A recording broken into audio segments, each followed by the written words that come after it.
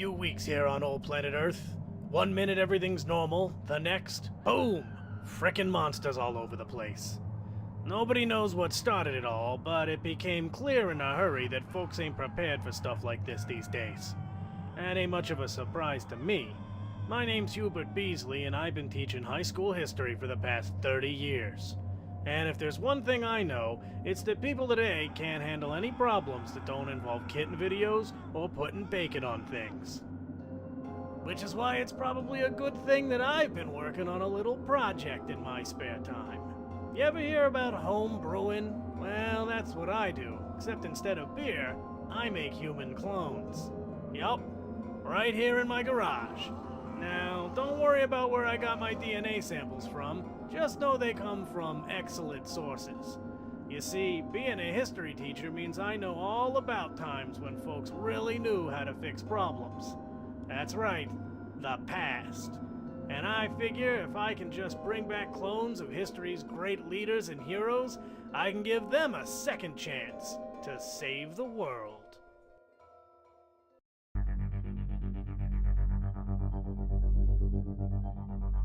Save the world.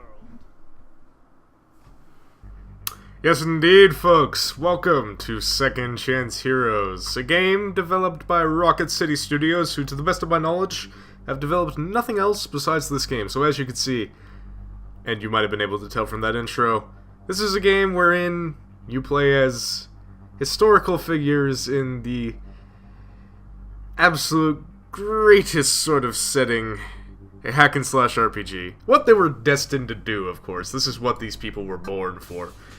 Now, usually when I play these games, the games that I do for my first impressions, it's usually, I try not to go almost all the way through the game, but as you can see, yeah, I've almost beaten the game, and I have almost all the heroes. Now, why did I do that?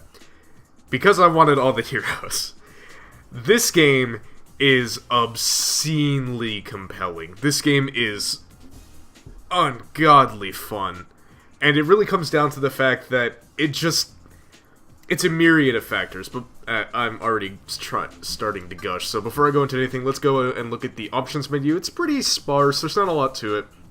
Of course, you have your display mode, full screen or windowed. Your aspect ratio, of course, innately set to 16:9 for this monitor. Resolution, 1920x1080. You have gamma correction. I don't really need it. I haven't actually seen what this does. I'm going to leave it off. VSync, Bloom, don't know why you would need Bloom in this kind of game, SSAO, and anti-aliasing. Any of these options with the little asterisk require a restart. Audio options, thank God there are separate sliders for everything. And the master slider is probably the best. And push-to-talk is an option because this game is actually I believe it's peer-to-peer matchmaking. No one else is really playing this game at the moment, so I haven't actually been able to find out. And you can actually detect the current microphone that you're using. Of course, I'm not going to be doing that. Controls, of course, are all rebindable, thank God, and so is the push-to-talk button. You don't really need to rebind these controls. They're all pretty... The control layout is pretty much already set up to be very smooth and elegant, and you really don't have a problem with it. And, of course, you have your little credits section there. So, right. So, in this game, you play as heroes, and what do? You kill guys, because that's what it takes. I'm not really going to spoil the story. There's not much to the story itself, but you have your options of little relics here, which you will find from either completing little mini goals, which are available in every level, or you'll randomly pick them up at the end of certain missions. Each of these provides either a passive or an active benefit. I'm currently rolling with the, I don't know how to pronounce that, dolls, the Oppenheimer's Vial, and the Richard's Lionheart. This is probably one of the best I've come across because of that damage boost. That damage boost is ridiculous. Doubling your damage is just obscene, especially when you're playing as certain characters.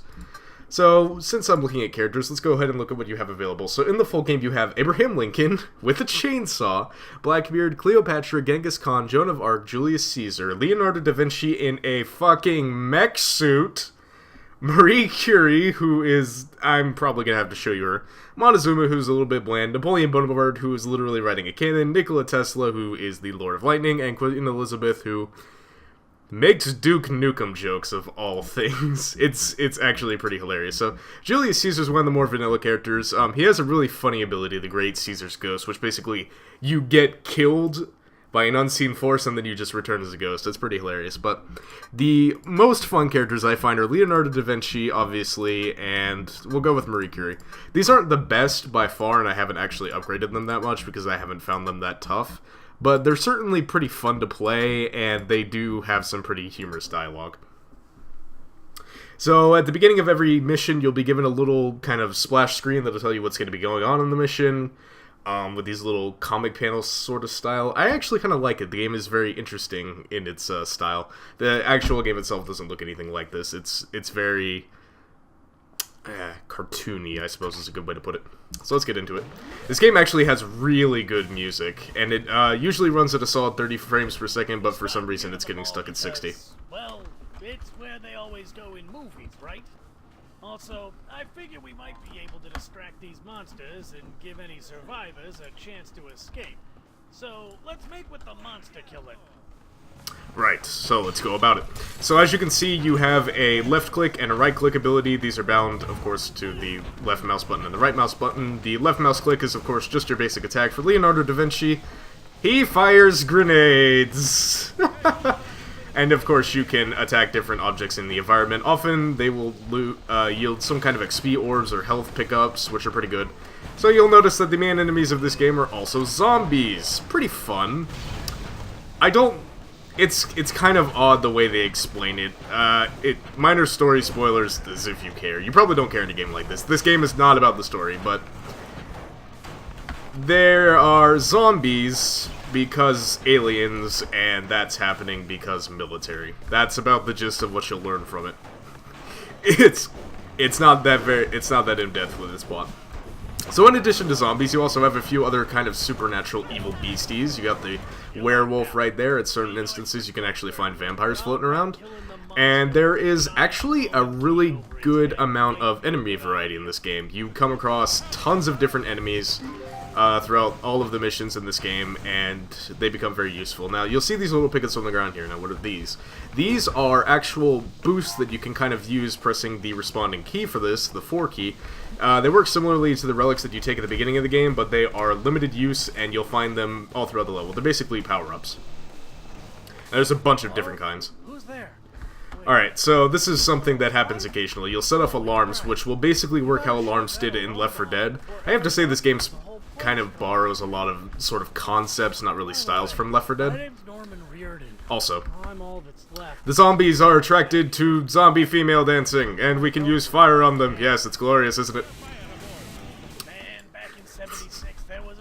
Leonardo da Vinci is pretty funny. He's not one of the best characters because of his, simply because of his range and how low health he is, but he has some of the funnier dialogue. So most of the characters in this game, and I apologize for the volume of this right now, most of the characters in this game are incredibly stereotypical. Like, I believe Leonardo at some points makes Mario references. He says stuff like, "That's a spicy meatball." Napoleon says stuff like "Zut alors," and stuff to that nature. Everyone is extremely racist in this game. Alright. So it's pretty funny. And racist. If racism isn't really your thing, then, well, you should get over that. This game is very racist. Alright, so let's switch over to a different character. Let's switch over to Marie Curie. Now, what does she have? She basically has an irradiation laser, which she spews from her eyes. Why? Because I felt like it. She also has this, what is basically a nuclear explosion, which actually increases in radius the longer that you hold it out. And it is ridiculous. I think it also irradiates enemies that it hits. So what is the objective of this game? Kill stuff, kill bosses. That's it. There isn't a whole lot to this game. It's not very in-depth, but there are little hidden things that you can pick up around the level. You're incentivized to destroy little items in the environment, mostly because they make cool little effects when you do so, and because you can pick up stuff from the environment when that happens. This place has been abandoned for years. Now you can notice from the voice actor that keeps popping up there, it's the same guy, I think, throughout all of them. It's not exactly great, is it? No, it's not very good. But I don't think it really needs to be, because this game isn't about the voice acting, it's not about the story, it's about fucking killing zombies with Marie Curie laser eyes. If you are taking this game seriously, you're doing it wrong. This game is just... I had so much squee in me when I started playing this. Now that's when I started playing this. Now, after having put about 4 hours into this game, which is actually enough to get through most of the campaign missions, at least on single player, I do have some problems with it that I didn't have initially. Because most of the fun of this game is picking up the experience and unlocking the new ridiculous champions that you'll find, which I might have actually spoiled for you. I'm kind of sorry. Some of the fun of this game is actually figuring out what new ridiculous hero you're gonna get from all of this. Like, when I got Marie Curie, I was not expecting Marie Curie, and then I got laser vision! It's very funny. And as you can see, enemy variety, these little hamburger things, I almost called them hamburglers, are pretty interesting. You encounter them in some really weird places sometimes. Sometimes they're kind of out of place. There's not a whole lot of enemy variety in this, of course, because it's the first level. I shouldn't be expecting enemy variety. There's tons of environmental hazards that you can, of course, blow up, and while the game is linear, it always leads you down a corridor. There are, of course, little side things that you can pick up like that, like the little hidden scrolls. Most of these are present in almost all the levels. Sometimes it has you killing zombie chickens, sometimes it has you picking up scrolls, sometimes it's just opening chests, but it's always little side objectives. And that sounded a little bit too much like Sectoid, didn't it? So anyway, you've probably figured out what this game is. It's a hack and slash that's just totally off the rails. It's ridiculous, it's hilarious, it's awesome, it's so much Renaissance, it's all kinds of fun. And I have to say, for a budget title, this is actually better than a lot of hack and slashes I've played. This is better than, what was it called? The Incredible Adventures of Van Helsing. This is better than... Hell, it's kind of even better than Diablo 3 in a couple of ways. I mean, just because of how visceral the whole combat feels. Like, it feels great, and this kickin' soundtrack to back it up. I'll let you listen to this for a minute. Coming up on Club Sketchy now, I can hear the awful music already. It kind of turned a little bit right there, but you get what I mean. The soundtrack is pumping, and it's great. I can't believe I just used pumping in a sentence, not ironically. Either way, it's pretty cool. And the whole combat just feels really great. Zombies just explode and fly across the screen, and there's blood everywhere, and it's a ball. And it's actually kind of funny, the contrast between this, like, doom and gloom and all this gore and darkness, and yet the zombies are fucking dancing right now. A lot of them tend to do the thriller. It's kind of an odd paradigm shift in that way. Also, all the bosses have this sort of like little pseudo intro in the beginning. It's very reminiscent of Borderlands, the way they did it. As you notice, I keep kind of flying all over the place. You have a dash, which is bound to space, which is kind of OP. If I had a little bit of advice, I would say the dash kind of needs to be on a cooldown, because the dash lets you just get away from everything automatically. If you need to, it's almost a little bit more effective than walking everywhere because of just how fast you can move. Alright, so as you see, I've activated the Richard's Lion's Heart. Richard's Lion's... I can't pronounce it. Richard's Lionheart. There we go. Clearly a portmanteau of... Well, actually, it's not even a portmanteau. It's a play on words, rather. Blah, derpity-derp. Of Richard the Lionhearted. Well, you pretty much destroyed Club Sketchy. Guess we'll need to find something else to attract the zombies. Indeed. So, I've got some complaints about the game. After having put 4 hours into it. You haven't noticed this yet, and I kind of like all this destructible terrain, but the game actually has some pretty problematic features, and one of them is the fact that you will often re-encounter bosses. For example, there's one boss called the Amazing Hat, which I have encountered no less than 3 times at this point, and there are other bosses where this is also the case. The boss that we just fought, the High Top, same thing. I fought him about 4 times. He's in the military base that you have to go to. Oh, the Amazing Head. I think I said the Amazing Hat. So, the fact that you have to keep fighting those bosses is a little bit annoying, because every time you fight them, they don't do anything different, and they kind of just feel like filler. It feels a little bit lazy. I can't say I can really kind of forgive them for that. It is pretty lazy that they just reuse the same bosses over and over again. But the fact that they use so many bosses, there's pretty much a boss at every level, and there are several big scale bosses. I think there's a total of 3 in the game. I haven't actually beaten the game yet, but I fought 2. And one of them is ridiculous. It's a big steam train lava monster that's basically sitting around and just shooting lava rocks at you in the middle of a volcano underground in a weird hobo colony. This game is... Have you not been able to tell that this game is totally ridiculous? It gets even more ridiculous than this traditional mall setting later on. It becomes completely just... I'd say retarded, but I don't think that's the word for it. Just... bananas. That's a good word for it. It becomes completely bananas. It loses its marbles in so many ways. But it's still so fun despite that. I mean, I had a blast when I was playing this game. I'm having a blast right now because it feels so good. It just gets the visceral combat style that so many other hack and slash RPGs don't really get down just perfectly. Everything feels like it has weight. You never feel like you're not doing enough damage to things. And considering there's zombies, I think the best thing is the fact that the zombies, there are so many of them, but they're so weak that you can just keep blowing them away and you don't feel like you're some kind of god of creation simply because of how many zombies there are. And you do have to dodge them because they can hit you for a bunch, so you can't just constantly sit there and eat damage. Even though right now you're seeing a lot of health pickups, this isn't persistent throughout the entire game. Sometimes you just completely run out of health pickups and you're kind of just fucked. So... Hey, do you smell smoke? That's still funny. And the music actually persists, which is even better. Alright, let's move out of the way. No, I didn't manage. Alright. Fire! Yeah, this game is pretty insane. But it's a good kind of insane. I think it's the best kind of insane. It's the kind of insane that you don't really care that it's insane. This game knows what it is, and it doesn't care about what it is. It's not apologetic for what it is, it's just, here I am, there are zombies, you're gonna kill zombies, you're gonna either enjoy it or you're not, and I don't care. I ain't here for your enjoyment, yeah, words. I think I kind of missed my point on that one. So this is a pretty interesting environment. All the zombies are distracted by the vending machines, not the vending machines, the slot machines. So we kind of just gotta hop around and avoid them.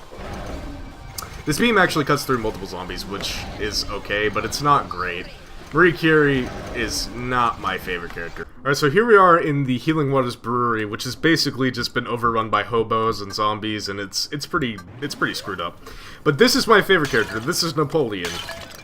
He's a bit overpowered. Alright, so this is the one character that I kind of have a problem with. I think most of the other characters are pretty balanced in terms of what they're designed to do, because some of them are clearly designed to be tanks, some of them are clearly designed to be support, and some of them are clearly designed to be damage. Napoleon is clearly designed to be damage.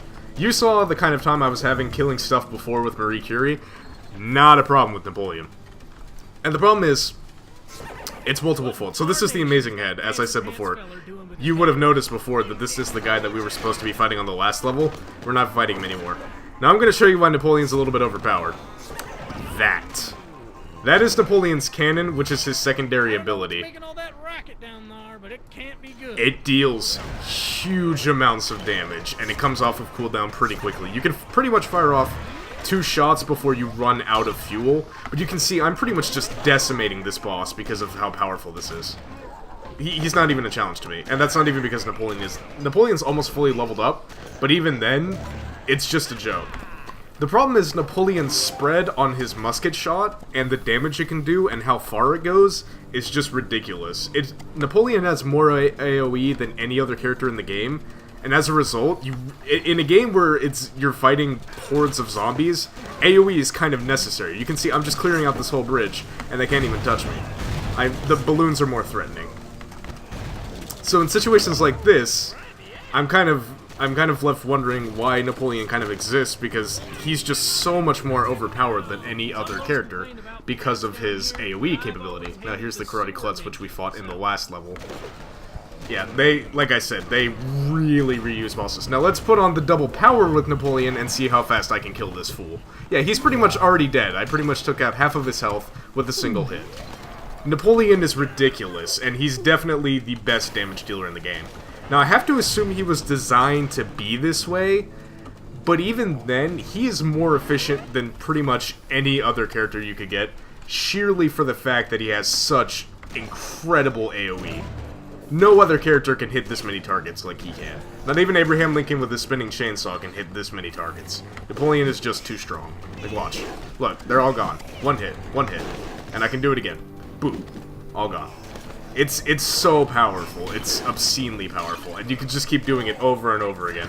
I've been using Napoleon pretty much throughout the entire game simply because of how powerful he is. Of course, I always switched off every time I got a new hero, because I kind of wanted to see what they played like, because they're all pretty interesting. Like, here's Tesla. Tesla's really cool. Tesla isn't that strong, and he doesn't deal a lot of damage, but his main ability can stun people, for one, and his secondary ability is this big stun grenade, which stuns everything in the vicinity, and annihilates them, and then gives you this little Tesla shield thing that you can keep. So Tesla isn't the strongest, but he does have some pretty unique abilities. But Napoleon is just completely ridiculous, and he's pretty much better in almost any situation. Even in situations where you could play a tank, Napoleon is pretty much just better because he's such a glass cannon. He can just blow away everything in existence, and you won't really be left caring. Like, watch. Okay, they're all gone. It's like they never even existed. So, I definitely have a problem with the balance of Napoleon. I think Napoleon's way too powerful for what he is. I think, if anything, if they're going to continue updating this game, if Rocket City Studios is going to keep updating this game, they really need to rework Napoleon so that he maybe doesn't have such a big spread on his musket, and so that the cannon doesn't deal as much damage. Because in his current state, he is just so much more powerful than, like, everything else in the game. It's obscene. And it kind of makes it a little bit boring, because you know that you can always go back to Napoleon because he's the strongest in the game, and you don't really have an incentive to play any other character. This is it. You got that still fiddling. Alright, now here's the boss. Cornered. So this is a slightly more challenging boss. There are actually fairly challenging and interesting bosses in the game.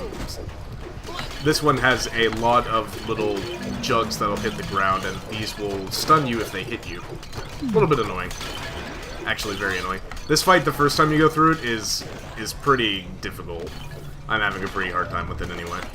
It's just, even with the dash, because of the way that the grades keep propping up, and because of the way that you have to try and keep this guy in your line of sight, he's kind of hard to follow. But I have Napoleon, so he's dead instantly. You saw how easy that was. You just gotta buff up Napoleon's damage a little bit.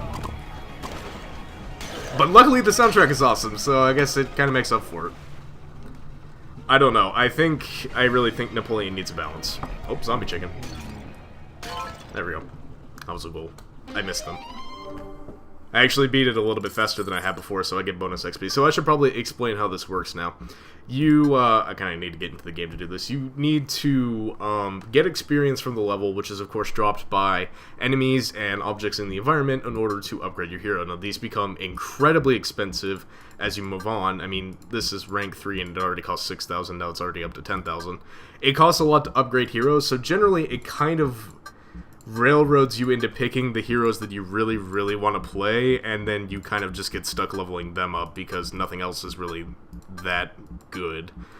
And like I said before, there are some champions in here which are actually really good and fitted to certain roles. They're very good if you just play them support. But then there are champions like... I keep saying champions because I feel like this is League of Legends. There's heroes like Montezuma, who's just pretty much one of the best melee characters in the game. Or you have Genghis Khan, who's pretty much the best tank in the game.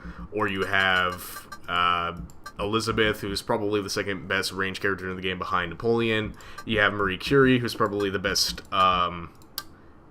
support in the game, ahead of even Cleopatra, who pretty much just has this single target attack and this kind of AoE stun thing. It's not even that large. It's a little attack that she throws on the ground and it tends to stun stuff.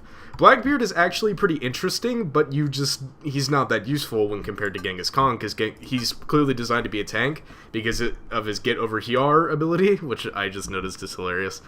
But Genghis Khan can just take so much more damage than he can. And this is him upgraded, but Genghis Khan upgraded does so much more damage, and because of the way that Genghis Khan can constantly stun things, just makes him better. And Abraham Lincoln is easily overshadowed by Montezuma. Actually, in fact, most of the melee characters are overshadowed by Montezuma. He has pretty much all of his basic attacks are kind of cleave attacks, so he can pretty much just carve his way through an entire division. And the cut above ability is pretty good support because it throws all the enemies into the air. So, problem I'd say with the heroes is there is a good bit of variety here. There's 10 different ones that you can pick from, and I think you start out with Abe Lincoln, Joan of Arc, Queen Elizabeth, and Napoleon. So you start out with 4, and you got 6 to unlock across pretty much the entire game. And it's always pretty interesting to get new ones. You'll always want to try them out, because they're always kind of ridiculous. The first time I saw Leonardo, I was pretty much just giggling my head off because it was so stupid and so cheesy and the dialogue was so dumb, but he's awesome and he has one of the coolest abilities in the game, and he has a mech suit. He is the true Renaissance man, so it's kind of up to you what hero you want to play, but I would say probably try to find an online game. I can't really at the moment, but I have played multiplayer with a few friends because I got this key and I gave it out to other members of the channel. And multiplayer is actually incredibly interesting. There's a lot of balancing there. There's clearly a lot of attention to detail. The difficulty ramps up a little bit the more people that you have in your party, and it is pretty interesting to watch how the different heroes synergize together, so you always have that going for you. Alright, ladies and gentlemen, I think I'll wrap it up right there. This has been Second Chance Heroes, available on Steam for, I believe, $10 the original equivalent, released by Rocket City Studios, released July 3rd, and you have my full and hearty recommendation on this game. Get it if you haven't, get it for your friend. It is a wonderful bit of hack and slash RPG nonsense, and you will enjoy every single minute of it. It does get a little bit repetitive towards the end, and you will notice that you'll have to fight some of the same bosses over and over again, but because that there's enough enemy variety to keep it fresh, and there's enough boss variety to keep it fresh, and enough of the boss encounters are fresh enough, even if you get recycled with the same boss, usually you'll have them in different environments, or you'll have them in different settings, or you'll have them with different environmental traps that you have to move through. And as a result, it's all kept pretty fresh. So there's always a new incentive to play, and there's always a good bit of replay value, because you can always play back through levels with different heroes. Napoleon needs to be balanced, but aside from that, my name has been Omega, and I'll see you guys next time.